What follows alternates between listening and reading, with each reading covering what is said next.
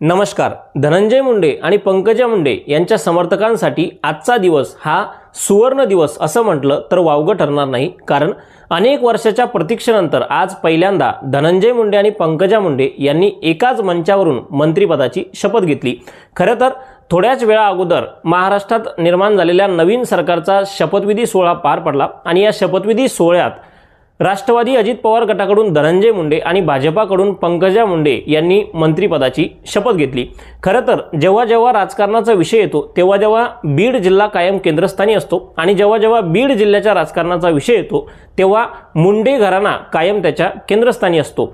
अनेक वर्षांअगोदर स्वर्गीय मुंडे साहेबांनी याच बीड जिल्ह्यातून स्वतःच्या राजकारणाला सुरुवात केली होती आणि याच बीड जिल्ह्याला महाराष्ट्रातच नाही तर संबंध भारत देशात एक नवीन ओळख निर्माण करून दिली. आणि याच बीड जिल्ह्यासोबत ज्या समाजातून ते येतात त्या वंजारी समाजालाही महाराष्ट्रात आणि संपूर्ण भारत देशात